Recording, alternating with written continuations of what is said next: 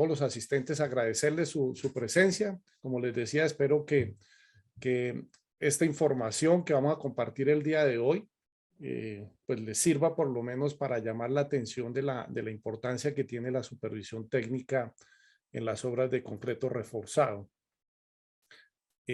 Esto un poco porque a veces, digamos, nos concentramos mucho y eso no quiere decir que esté mal.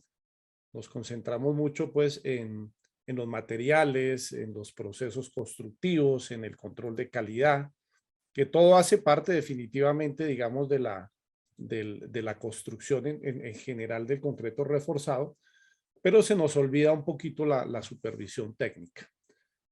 Bueno, voy a apagar mi pantalla. Para los que no me conocían, ya me vieron por ahí por lo menos. Los saludo, un abrazo para podernos concentrar en la presentación, ¿ok?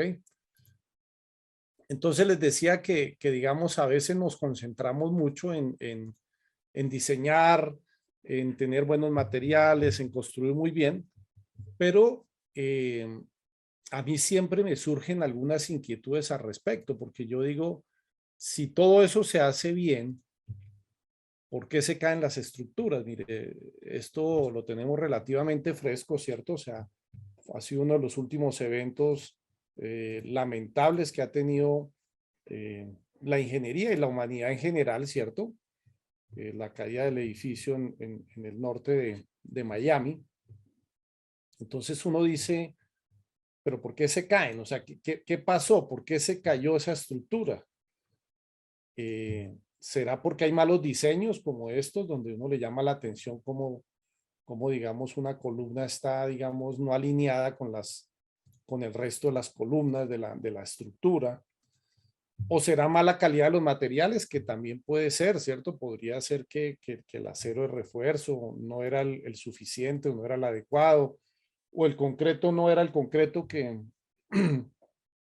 con las especificaciones que se requerían. ¿O serán malos procesos constructivos? O sea, ¿cómo entiende uno que estas estructuras se caigan en plena construcción? O sea, aquí están recién colocando el concreto, aquí como ven, pues apenas están avanzando los acabados y ya se están cayendo las estructuras. Sin embargo, por otro lado, pues también se pueden hacer obras excelentes. Miren, esta obra es icónica para los que, digamos, somos amantes del concreto, digo yo. Este puente peatonal es el primer puente peatonal hecho con una impresora 3D de concreto. Y pues además de eso uno ve excelentes obras, ¿cierto? O sea, puentes, viaductos, como este viaducto, digamos, sobre la orilla del mar. O este que es bien interesante. Mira, este es un resort por allá en una de esas islas exóticas ¿qué? Del Océano Índico. O esta biblioteca con unos elementos prefabricados en concretos arquitectónicos. Entonces uno dice, ok, ¿por qué al principio vimos unas obras en mal estado, mal diseñadas, pareciera ser mal construidas, pareciera ser malos materiales? Y ahora vemos por otro lado unas obras muy bien hechas, muy bien construidas, pareciera ser que con buenos materiales. ¿Qué más habrá de diferencia en esos temas que hemos hablado? O sea, ¿qué más habrá de diferencia entre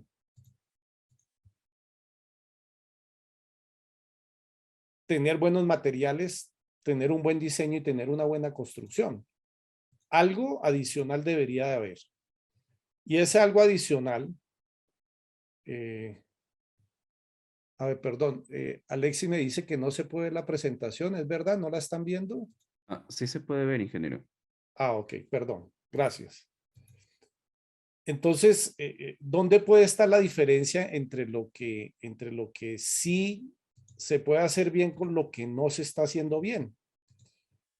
Yo no estoy diciendo que sea la única ni la más importante, porque aquí no se trata de un tema de quién es más importante, sino que la suma de todos haga que al final el proyecto sea exitoso. Una para mí es la supervisión técnica. Y aquí entonces es donde quiero, digamos, que enfoquemos un poco la presentación del día de hoy, eh, referente, digamos, a cuál es la relevancia, cuáles son las actividades, qué es lo que hace la supervisión técnica, ¿cierto? Para poder uno ayudar a garantizar. Mire, la supervisión técnica, pues es la verificación de la estructura, de la construcción de la estructura, de acuerdo a los diseños, planos y especificaciones realizadas por el diseño estructural. O sea, todo eso que antes poníamos como en duda, que si sería lo que se estaba haciendo mal o no, pues la supervisión técnica nos ayuda por lo menos a verificar de que se haga como se pensó, o sea, como se diseñó. Entonces, aparece una herramienta que es, para mi gusto, esencial en términos de garantizar, digamos, el éxito de las obras. Ahora, eso está normado, que es lo que es curioso, porque a veces uno habla de la supervisión técnica y la gente, digamos, pues piensa que, bueno, sí, es un cargo o es una función, y a veces como que siente uno que cada cual define qué es lo que tiene que hacer la supervisión técnica. Pues mire, cada país tiene sus normativas al respecto. Yo acá solo voy a poner algunos ejemplos. En los Estados Unidos, en el ACI 318, hay un capítulo dedicado a la parte de supervisión técnica. Bueno, para los que estamos acá en el Perú, la norma G030 en el subcapítulo 4 habla de la supervisión técnica también. En Colombia, la norma sismorresistente en el capítulo I.2 habla de la supervisión técnica también. O sea, un poco lo que les quiero transmitir es que está normada la supervisión técnica.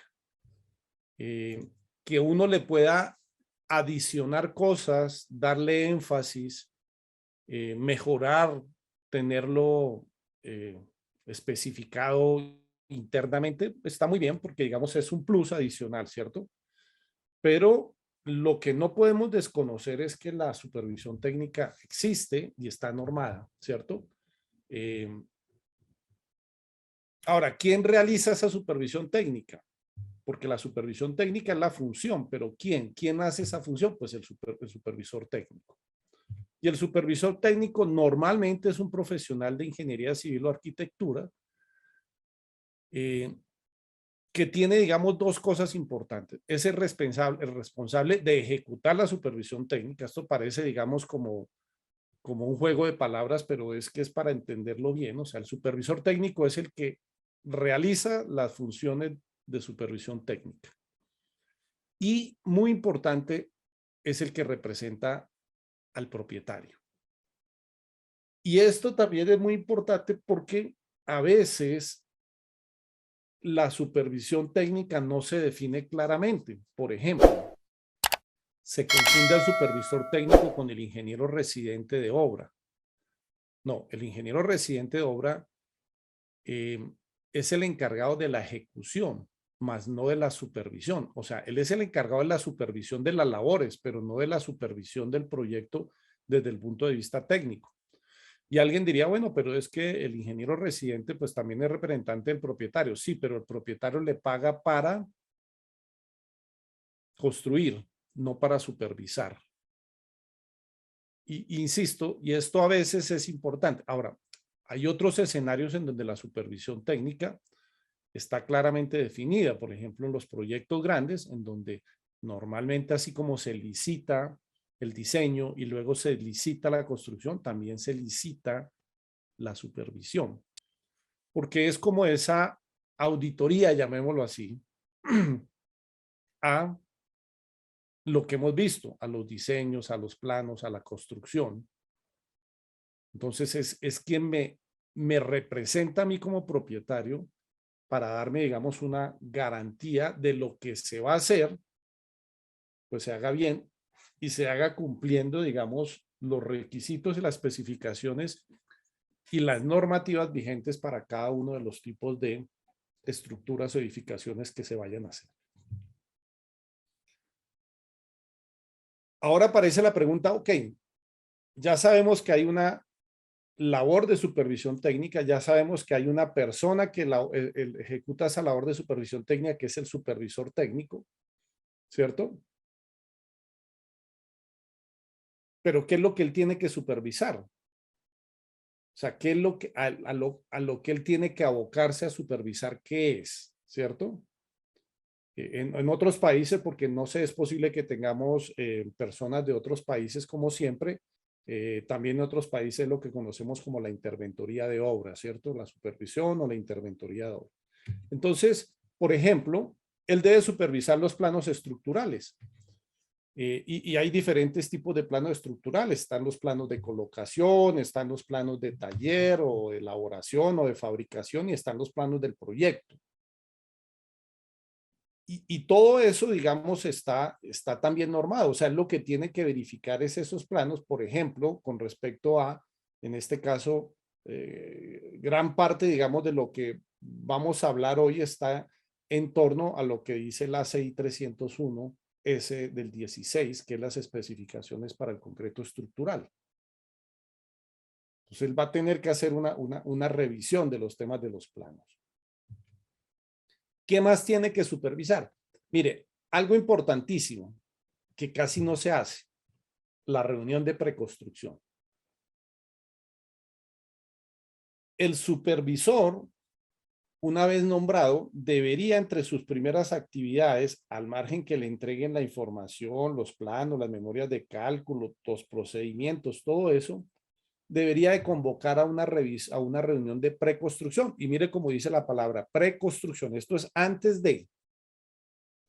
O sea, hasta aquí todavía no hay ejecución. Hasta aquí lo que tiene que ya estar definido es que ya esté hecho el diseño, que ya esté aprobado, que ya se sepa quién es el constructor y obviamente que ya está nombrado el supervisor. Entonces, ¿quiénes deben de participar en esta reunión? Pues es todos los profesionales involucrados en el proyecto. El arquitecto, por un lado, ¿cierto? ¿Por qué? Porque el arquitecto, que a veces en algunos proyectos, digamos, no se tiene muy en cuenta, pues es esencial porque él tiene que velar por la forma, por la idea del proyecto, ¿cierto? Para que eso sea lo que luego se transmita en la construcción. Obviamente el diseñador estructural o el diseñador del proyecto, la parte del ingeniero de suelos, el geotecnista, lo que tiene que ver con los diseños de los elementos no estructurales, así como hay un diseñador estructural, él mismo u otro puede ser el diseñador de los elementos no estructurales. Y hasta aquí, digamos, todo lo que es la parte de diseño. Y luego, pues la parte, digamos, de ejecución, el director de obra, el residente de estructura o de obra, que puede ser un arquitecto, un ingeniero, los inspectores de las estructuras, si es que dentro de la estructura hay inspectores de estructuras diferentes al ingeniero residente. Por supuesto, el supervisor técnico y dependiendo del tamaño de la obra, a veces el supervisor técnico tiene un residente de supervisión técnica o varios, dependiendo si es que la obra amerita tener más de un supervisor.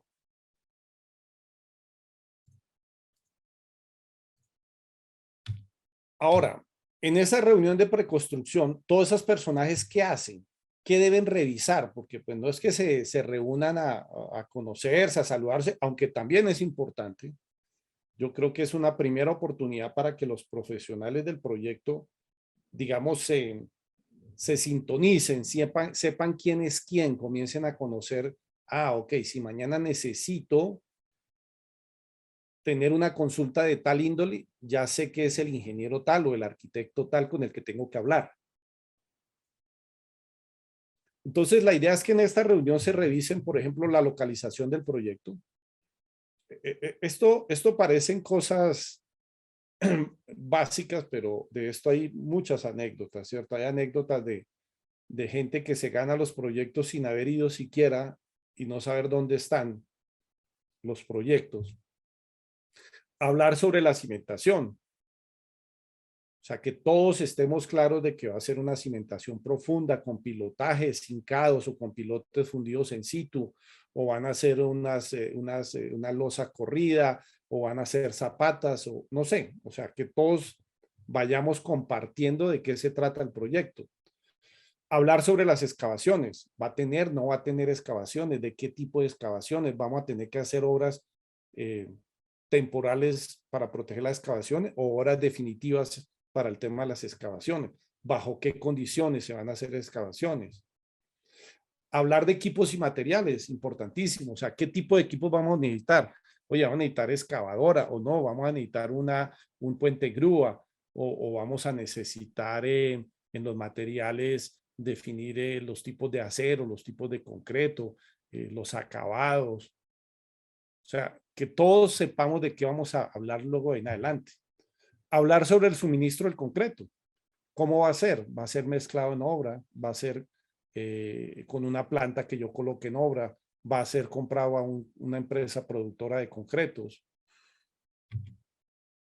Hablar sobre el control de calidad del concreto. ¿Cómo va a ser? ¿Quién lo va a hacer? ¿Lo va a hacer el proveedor del concreto? ¿Lo voy a hacer yo como supervisor?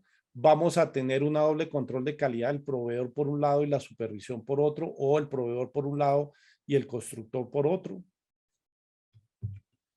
Lo mismo sobre el suministro del acero de refuerzo. ¿Quién me va a suministrar el acero de refuerzo? ¿De dónde proviene? ¿Es un proveedor nacional? No, voy a comprar acero importado. No sé, o sea, tengo yo que definir, digamos, y conocer todo lo que tiene que ver con el proyecto, ¿cierto? Hablar sobre la colocación del concreto, cómo se va a colocar, cuáles van a ser los procedimientos, cuáles van a ser los parámetros para colocar el concreto. Hablar sobre cómo se va a retirar el encofrado y hablar sobre el encofrado. Va a ser un encofrado metálico, va a ser de madera, vamos a utilizar qué tipo de desencofrante. O sea, es una reunión para ambientar y todos comenzar a hablar el mismo idioma. Claro, hoy, si ustedes ven esto, pues seguramente tecnológicamente hay cosas como el BIM y todo eso que mejorarían, que la interacción para que los proyectos sean así, pero bueno, yo no estoy muy seguro que todavía todos nuestros proyectos tengan ese nivel de integración. Entonces, la reunión de preconstrucción es eso, es acercarnos todos y comenzar todos a conocer el proyecto. Hablar de seguridad industrial y salud ocupacional, algo que ya es, yo diría que casi que obligatorio, ¿cierto? Hoy en día en todos nuestros proyectos. Tenemos que velar por la integridad de nuestro personal. Ahora, ¿qué debe supervisar ese supervisor técnico? El encofrado, por ejemplo. Entonces el encofrado tiene que ser aprobado por el supervisor. El supervisor, ¿qué debe de revisar de ese encofrado? Pues qué materiales voy a utilizar, cuál es el diseño. Miren lo importante de esto. Y esta es una de las cosas que usualmente cuando hay supervisión y pregunta, la respuesta no es muy clara. O sea, muéstreme en el diseño del encofrado. Hay veces que no hay diseño encofrado, hay experiencia, pero una cosa es la experiencia y otra cosa es el diseño.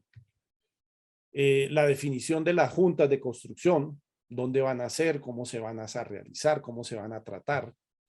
Lo mismo las juntas de contracción, en qué parte van a estar ubicadas, cómo voy a definirlas.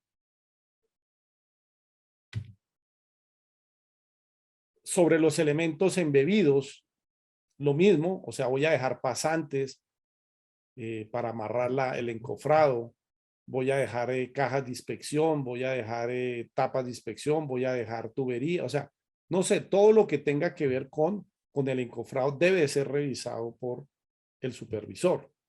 ¿Cómo va a ser el proceso de montaje o de ensamblaje? ¿Cómo se va a ensamblar el encofrado? Y luego, ¿cómo va a ser el proceso de desmontaje y reapuntalamiento si es que se requiere reapuntalamiento del encofrado o de la formaleta? Entonces, esto digamos, lo tiene que revisar y aprobar el supervisor. ¿Qué más debe supervisar? Obviamente la colocación del concreto. Estamos hablando, digamos, de la supervisión de estructuras de concreto reforzado. Entonces, desde ese punto de vista, el supervisor debe de supervisar el mezclado, cómo se va a hacer el mezclado, de qué manera, con qué equipos. No es lo mismo que yo vaya a hacer un mezclado en una planta premezcladora a una planta dosificadora o lo vaya a hacer en obra con unos mezcladores pequeños o unos trompos, no sé, en cada país tiene nombres diferentes. Entonces yo tengo que saber cómo es que voy a mezclar, ¿para qué? Para garantizar siempre, obviamente, la calidad del concreto y la idoneidad del producto. ¿Cómo lo voy a transportar? Y esto es esencial, o sea, me tengo que preguntar, ok, lo voy a traer desde la planta procesadora de concretos en que en una mixer, en un volquete, en la obra, ¿cómo lo voy a transportar? En carretillas, en buggies, en un puente grúa, en un balde, lo voy a bombear, o sea, ¿cómo va a ser el sistema de transporte? ¿Cómo lo voy a colocar? Lo voy a colocar manualmente, lo voy a vibrar o voy a pedir un concreto autocompactado que no necesita vibración. O sea, ¿qué requiero yo para poder colocar ese concreto y cómo lo voy a hacer? A ver, Jordi pregunta, ¿diferencia de beneficios de una planta mezcladora a una dosificadora? Jordi, esa es una pregunta interesante, muy larga de responder. Digamos, para darte una respuesta y tampoco dejarte en el aire, cada una tiene beneficios. La planta premezcladora obviamente lo que hace es que ella dosifica, pesa y mezcla el concreto antes de entregarlo a la mixer. En el caso de la dosificadora solamente dosifica, pesa y entrega y la mixer es la que mezcla. Con ambos se pueden obtener buenos resultados. Normalmente las mezcladoras dan un producto más homogéneo que las dosificadoras. Normalmente las dosificadoras son de mayor volumen. Ahora, si estás interesado en temas de producción de concreto, bueno, tenemos un curso de jefe de planta que de pronto te puede ayudar. Sí, Miguel, también lo vemos en el curso de control de diseño, de que tanto en control de calidad, hablo yo del tema de higrómetros para el control automatizado, me da los agregados, como en el de jefe de planta. ¿Ok? Muy bien. ¿Cómo se va a hacer el vibrado? No, es un concreto autocompactante, no necesito vibrar el concreto. Sí, sí lo voy a vibrar con un vibrador de aguja. No, lo voy a vibrar con un vibrador de pared. O sea, tengo yo que saber cómo lo voy a vibrar, cómo lo voy a compactar. El curado, esencial, importantísimo. Todos los cursos que yo dicto en torno al concreto, este es un tema recurrente porque resulta que yo puedo hacer todo bien, pero si no curo bien el concreto, pues todo se va al traste, o sea, no voy a lograr el desempeño final que yo quiero del concreto. Entonces voy a tener que, como supervisor, Bajo la retro ya. supervisar y saber cómo es que se va a hacer ese producto. ¿Qué acabado voy a tener yo en el concreto? Este carro va a ir. ¿Sí? O sea, tengo que saber cuál es el tipo de acabados que yo voy a tener en el concreto. Y cuáles son los criterios de evaluación y aceptación del concreto, que es algo que es muy importante y que... Si se va a ir una vez, vamos, pero si no, A ver, para el perdón un boleto igual. segundo que por aquí alguien tiene un micrófono prendido. Ya, creo que por allá lo bloqueé. Disculpen. ¿Por qué digo esto? Y aquí voy a hablar desde los dos puntos de vista. El supervisor debe controlar y supervisar la evaluación y aceptación del concreto, pero acá hay una parte importante y es que el primero que tiene que saber cómo se evalúa y se acepta es él mismo.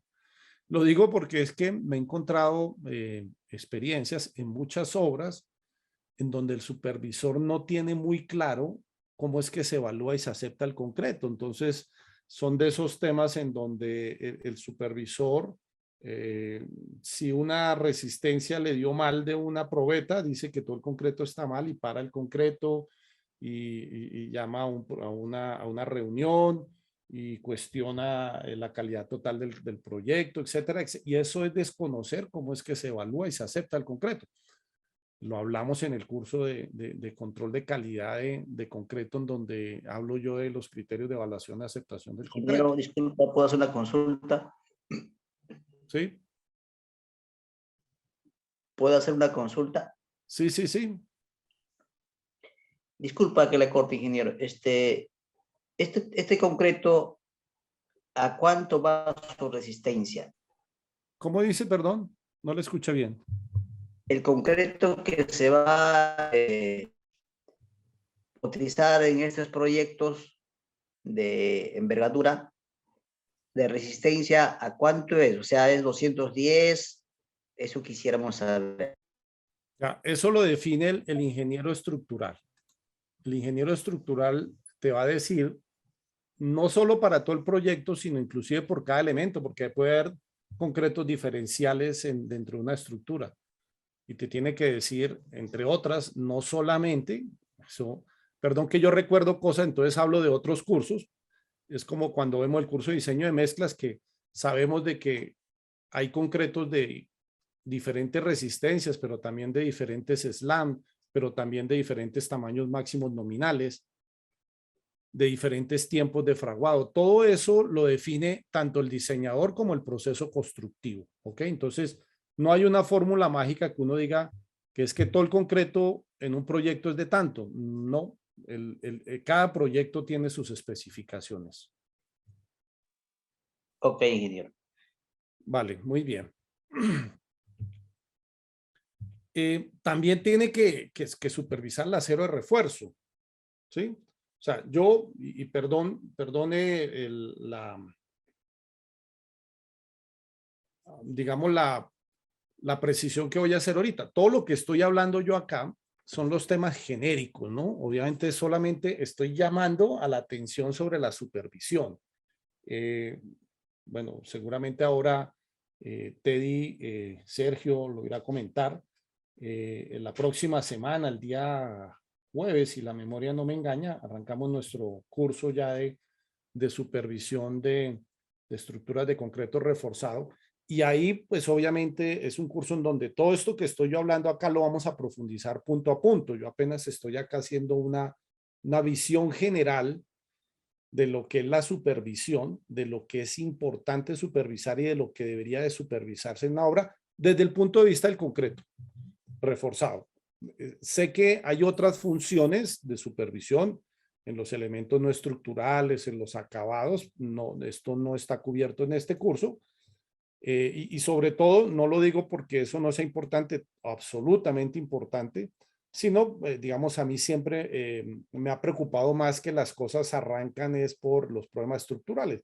Las fotos, los problemas que vimos al principio de este webinar o de esta presentación, estoy seguro que no se cayeron las edificaciones, ni fallaron, ni colapsaron por un problema de que quedó mal colocado un acabado o que un muro o un elemento no estructural no quedó bien elaborado.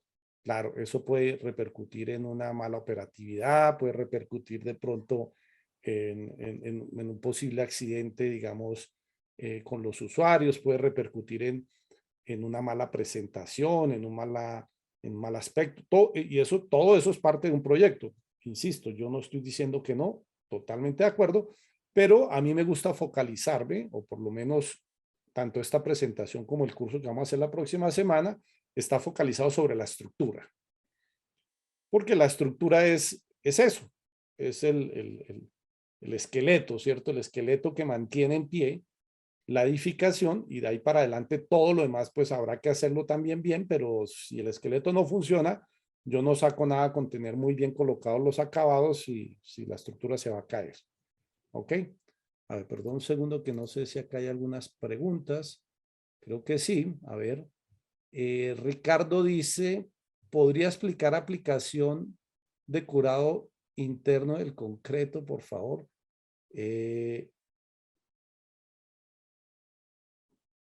A ver, es una explicación un poco larga, creo que no está muy en el tono del curso, del webinar, perdón. Ahora, cuando dices del curado interno, no sé exactamente a qué te refieres con interno. No sé si te estás refiriendo cuando yo hago un concreto que es autocurable o al proceso de curado que se da al interior del concreto. No me queda muy claro la pregunta. Cristian dice, ¿qué tan aceptable es el óxido en el acero de refuerzo? Esa, por ejemplo, sí, digamos, hay unos criterios, Cristian, de qué se puede aceptar y qué no se puede aceptar.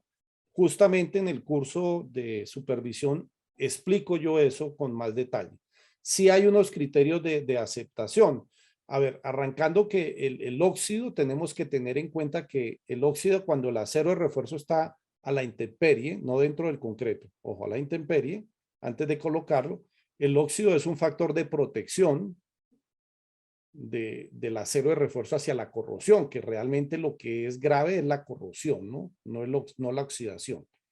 Pero sí hay unos criterios, digamos, de qué podemos aceptar y qué podemos no, dependiendo de el tipo de estructura, porque por ejemplo, en un concreto preesforzado yo no puedo aceptar ningún tipo de óxido, en un concreto tradicional es posible que algo, ¿ok? Moisés pregunta, concreto premezclado, ¿cuánto debe ser el slam para losas aligeradas o columnas o placas? No sé, Moisés. Perdón que conteste así. No es que no sepa. Lo que pasa es que es un poco a la misma pregunta que había hecho ahorita algunos de los asistentes también. Yo le decía, eso en el curso de diseño de mezcla lo vemos. Es una definición que básicamente la tiene que hacer el proceso constructivo.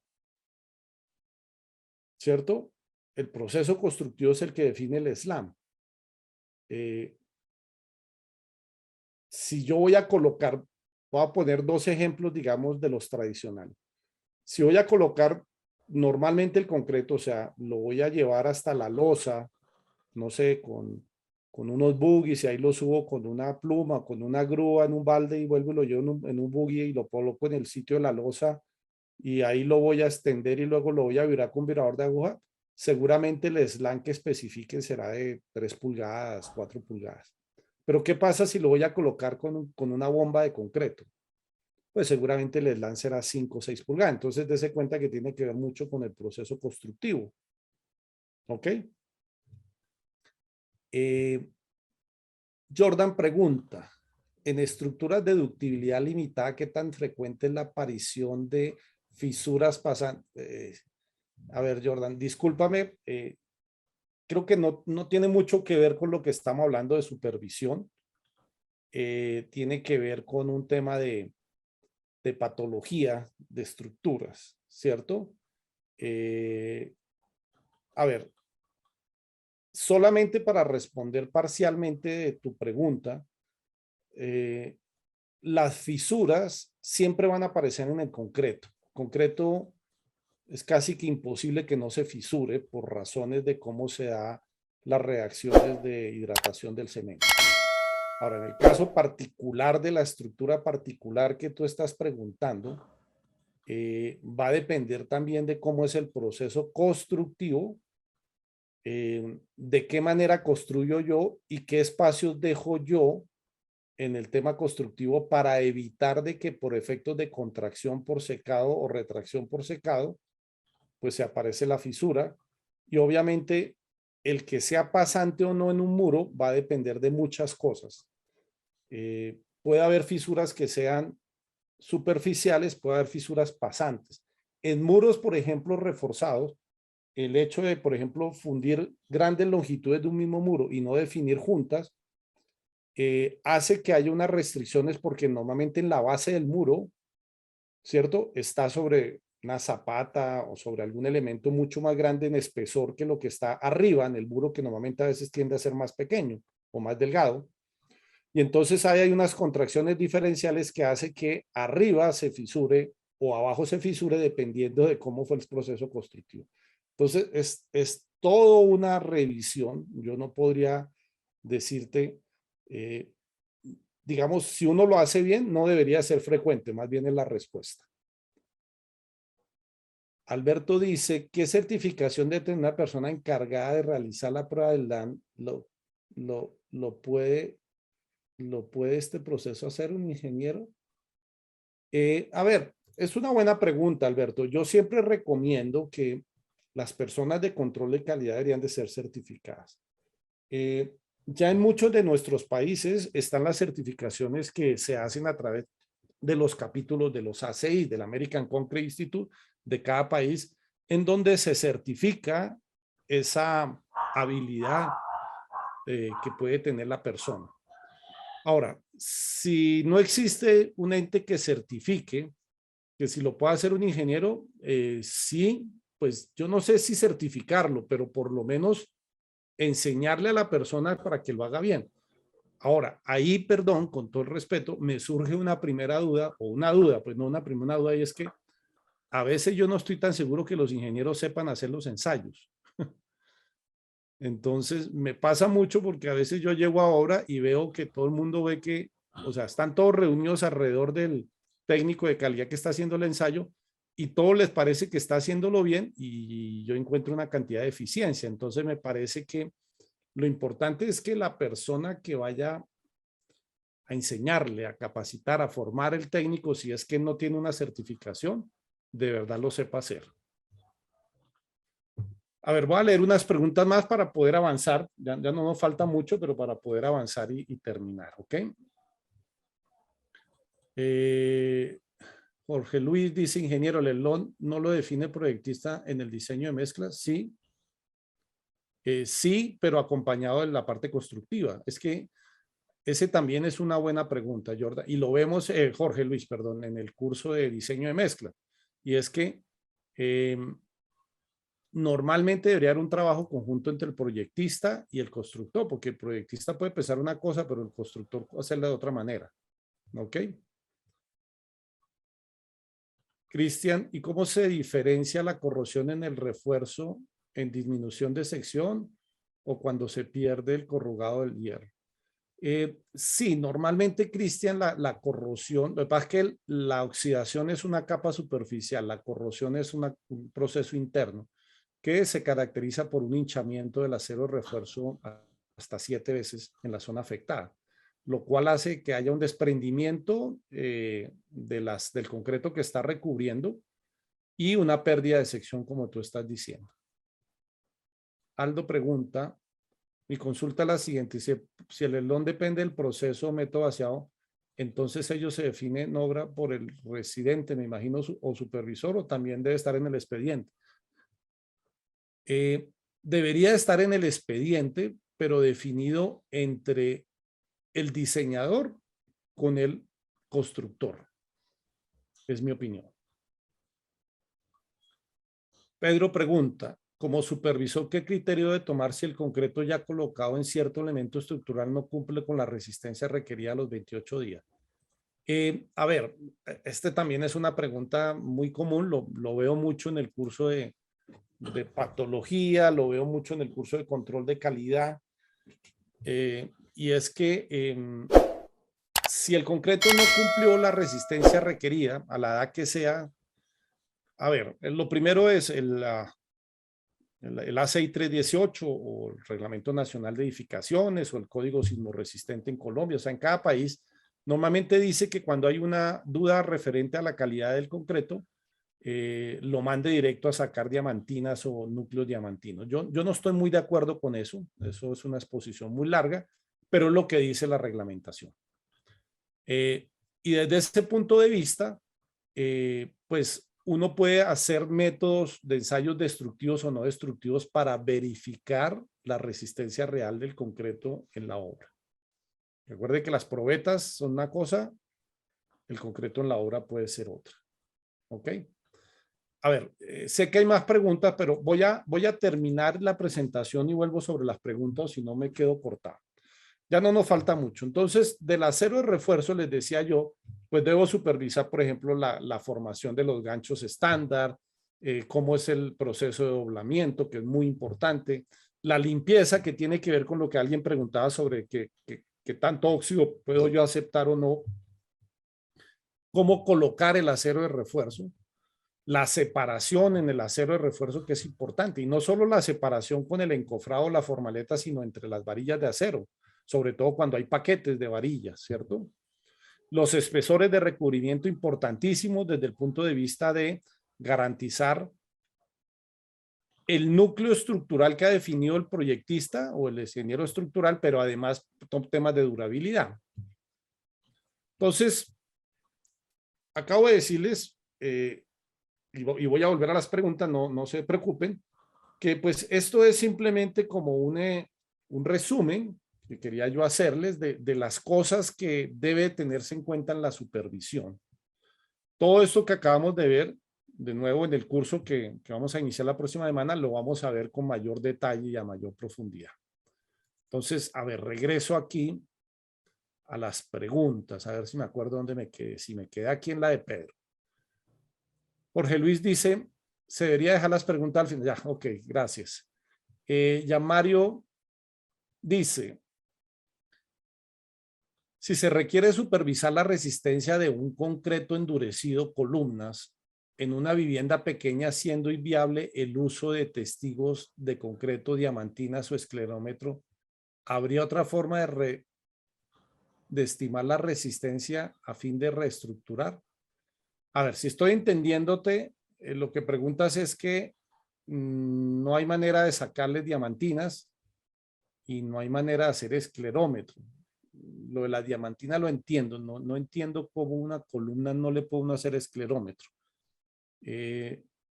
Mm, Bueno, lo que me ha pasado en una ocasión, ingeniero, es que he ido a una supuesta supervisión, pero yo no sabía al punto de avance que tenía. O sea, lo habían hecho de manera muy empírica, sin un ingeniero y sin un experiente. Entonces, por esa razón tampoco tenía el equipo suficiente para, para hacerlo. ¿Sí? Y bueno, quería como que una respuesta ya en ese momento. Tuve que recurrir, creo, a algunos cuadros comparativos, pero igual no sabría si es que en este caso, al no tener el equipo y ser inviable el uso de la diamantina por ser columnas muy pequeñas, ¿qué otra forma podríamos nosotros, o si habría alguna otra norma para poder... no, pues realmente la única manera es que yo conozco, puede ser que haya otras que yo no conozca, pero la única manera es que yo conozco de determinar la calidad de un concreto ya colocado en situ, en la estructura, es a través de ensayos destructivos o no destructivos. El destructivo normal, ideal, siempre es las diamantinas, y los no destructivos, que ojo, porque normalmente no es que sean para eso, lo que pasa es que uno puede inferir a través de unas correlaciones, utilizar esclerómetro y ultrasonido. Si no hay esa información, esos equipos, yo no conozco otra manera de cómo calcular la resistencia al concreto. ¿Ok? Listo, muchas gracias. Con gusto. Neise pregunta al final. Miguel pregunta, ¿hasta cuántas veces se debe retemplar en obra? Muy buena pregunta, Miguel. A ver. El retemplado debería ser una cosa que uno en principio no debería hacer, ¿cierto? O sea, si yo, y ojo porque también lo vemos en el curso de diseño de mezcla, si yo tengo claro cuál es el tipo de concreto, tanto en estado fresco como estado endurecido de sus características, conozco y he trabajado con el constructor qué es lo que él necesita para poderlo colocar, el concreto solo se debería de retemplar en eventualidades. ¿A qué me refiero a eventualidades? Que, no sé, se dañó un equipo y no están pudiendo colocar el concreto, y entonces se va a demorar una hora en arreglarlo. Bueno, ese es el momento de retemplarlo. Yo normalmente no recomiendo más de una retemplada en obra. Porque es que, digamos, las características primero se deterioran con el tiempo, si es que además se hace bien retemplado, ¿no? Retemplar no es echarle agua, comenzó por ese criterio. Retemplar significa técnicamente volver a colocar el concreto en estado fresco para poder soportar un tiempo mayor y poderse colocar. Eso significa usualmente aditivos.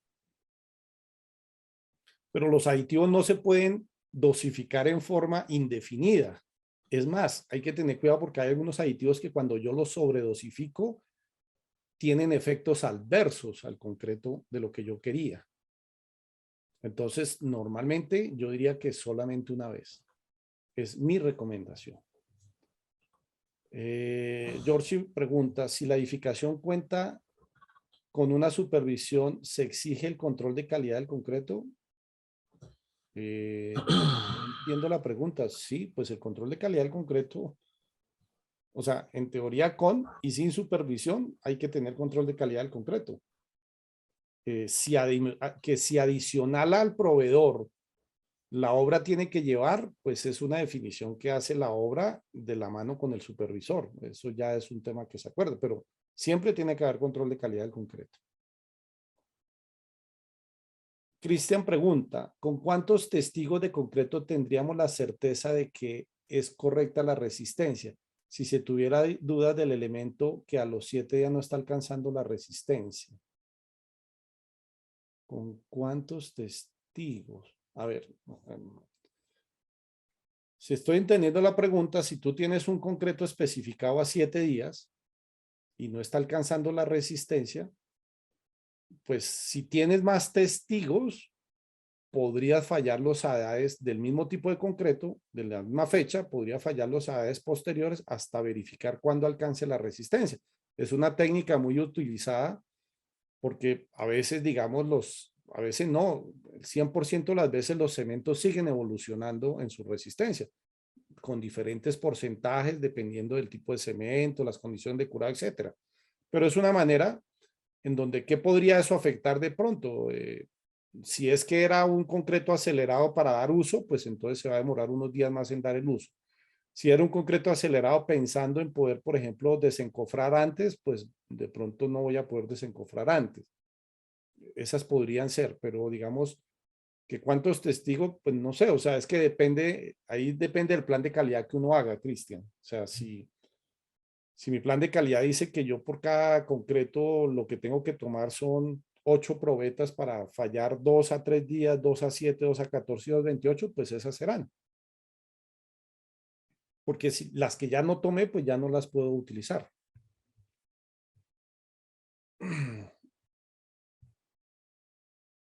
En este caso, los especies son los básicos para garantizar concreto. Totalmente de acuerdo, George. Diana pregunta, ¿el curso va a estar basado en normas peruanas? El curso está basado en lo que dicen en general todas las normas. Tiene al principio unas consideraciones muy específicas de qué es la labor de supervisión y el supervisor, que me tomé la molestia de sacarlos tanto del Reglamento Nacional de Edificaciones, de la norma peruana, como del Código Sismorresistente en Colombia, porque en ambas cosas encontré cosas interesantes. Pero de ahí para abajo, todo lo demás está normado básicamente con el ACI 301, que tendrá, digamos, sus equivalentes en cada país, que son las especificaciones para el concreto estructural. ¿Ok? Miguel Ángel, ¿a los cuántos días se desencofrar una losa aligerada y por cuántos días debe curarse? No lo sé, Miguel Ángel. O sea, eso lo vamos a ver en el curso de supervisión. Digo, no lo sé, es porque yo puedo desencofrar a los 3 días, si es que así lo especifiqué. O puedo desencofrar a los 28 días, si es que así lo especifiqué. ¿Cuánto debo curar? Yo recomiendo que uno debería de curar hasta cuando esté por lo menos en el 85% de la resistencia final esperada. Si se puede hasta el 100, mejor.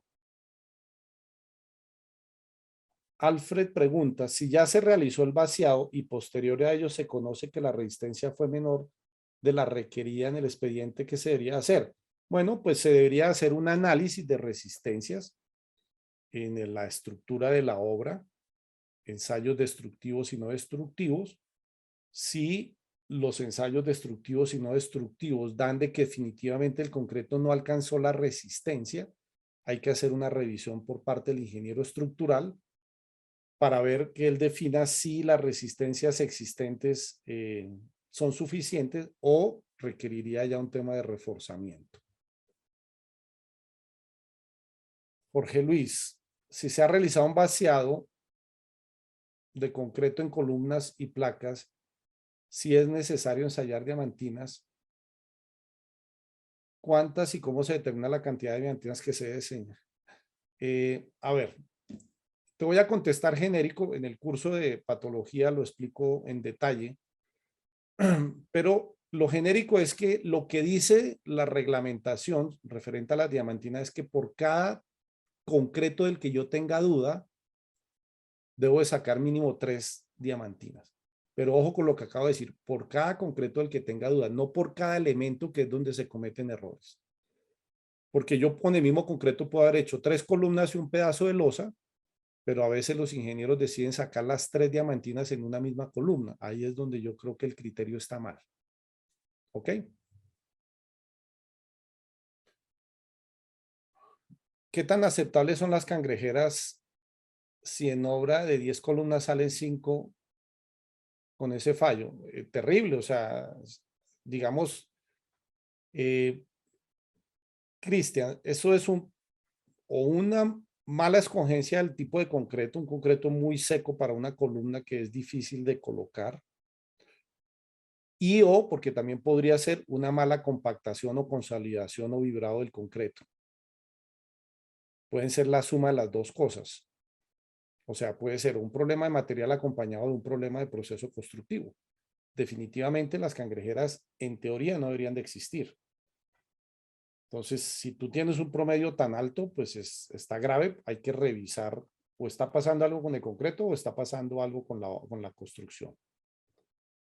Miguel pregunta, perdón, si la supervisión solicita muestrear testigos a 1, 3, 14 y 28, ¿el constructor estaría obligado a aplicarlo? Teniendo en cuenta que en el E060 y en la 6 solo indican muestrear concretos para rotura 28 días. A ver, ¿a qué edades necesita el supervisor? Es algo que se define, por ejemplo, lo vamos a ver en el curso de supervisión, cuando defina uno los criterios, por ejemplo, para el desencofrado. Entonces, si el constructor presenta su propuesta de cuándo va a desencofrar a qué resistencias, entonces el supervisor podría pedir unas muestras adicionales para que el constructor le demuestre lo que él está solicitando. ¿A qué me refiero?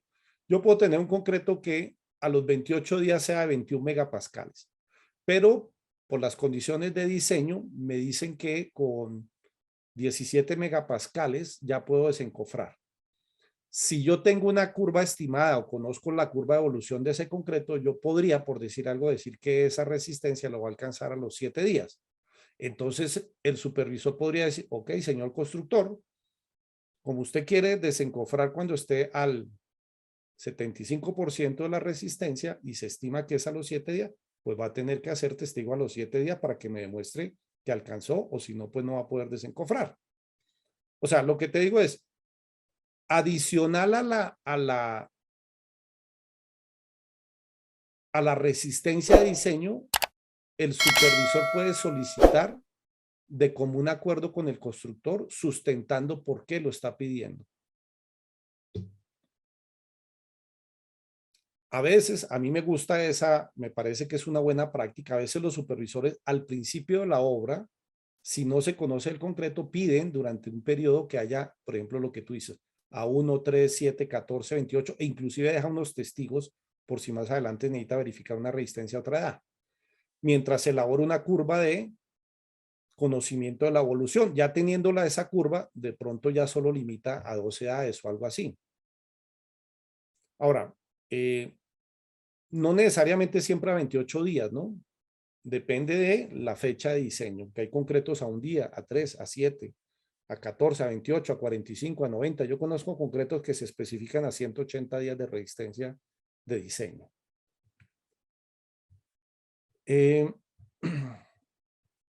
Bueno, A mí me quedan 5 minuticos más de preguntas, disculpen porque ya nos pasamos de las 6 y tengo otro compromiso. Voy a contestar algunas más.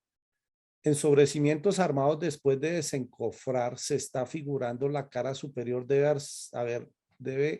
puede deber, ¿cómo? A ver. ¿Se está figurando o se está fisurando? Creo que es lo que tú querías decir. Porque figurar es darle forma al acero de refuerzo. En sobrecimientos armados después de desencofrar se está fisurando, me imagino, la cara superior.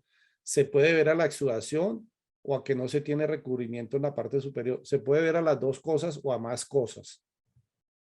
Sí, ese Cristian, las fisuras son todo un mundo, ¿no? O sea, en el curso de principios de patología yo hablo de muchos tipos de fisuras diferentes. Estrella 30 días, muy bien. Georgie, buenas tardes. ¿Se podría adicionar aditivo dentro del mixer si se muestra un fraguado prematuro en el traslado de la planta a la obra? ¿Qué solución podría tomarse? Sí, digamos, sí, yo puedo eso retemplar finalmente. O sea, si yo veo que el fraguado se está dando más rápido, pues podría colocar un aditivo. Yo lo único que recomiendo en esos adiciones de aditivos, o sea, colocar con aditivos adicionales al de diseño, es que lo haga gente de la parte técnica, que sepa qué es lo que está pasando. Y lo otro es, eso que tú dices está bien que se presente una vez, pero habrá que entender por qué se presentó para corregirlo y que a futuras ocasiones no suceda. Porque no puede ser una práctica normal que siempre tenga uno que estar adicionando aditivos. Sergio pregunta, no, Sergio está dando ahí lo del sorteo. Yo ya iba a decir que pregunta Sergio. Miguel dice, para la construcción de muros anclados mediante concretos proyectados en obras, si se puede mostrar paneles o es suficiente. No, todo lo que es concreto proyectado o chocre o concreto lanzado, definitivamente tiene uno que hacer paneles. Porque las probetas tú no las puedes tomar del chocre. Las probetas las tomas tú del concreto antes de ser lanzado, pero después cuando tú lo lanzas le estás colocando aditivos. Entonces normalmente es bueno hacerlo. Lo recomendado es que sea sobre paneles. Que uno pueda tener probetas cilíndricas para hacer correlación a algo, sí, también. Pero lo normal es sobre paneles en el shotcrete. ¿Cuál es la diferencia entre juntas de contracción y juntas de construcción? No. La junta de construcción es donde yo decido terminar una jornada hoy. O sea, esa es una junta de construcción que puede ser programada o puede ser no programada. Lo ideal es que sean programadas siempre. ¿Cuándo puede hacer una que no sea programada?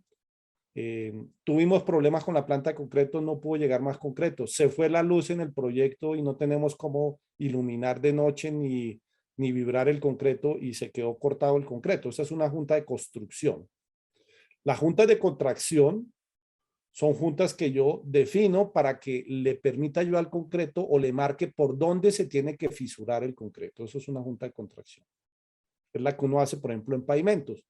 Pavimento uno hace losas y entonces cada 4 metros o depende del diseño, hace una junta de contracción. Porque yo puedo seguir colocando varios paños de concreto seguidos, 3 o 4, y después pues se puede cortar. ¿Ok? Bueno, si hay más preguntas me encantaría, pero el tiempo se nos acabó. Muchísimas gracias hoy por la participación, excelente. Espero que por lo menos este abrebocas que les he dado sobre la supervisión técnica pues les sirva y por lo menos haberles dejado sembrado la inquietud de que es una labor muy importante si uno quiere finalmente ser exitosos en un proyecto. Muchas gracias a todos, que pasen una excelente noche. Les mando un abrazo, cuídense.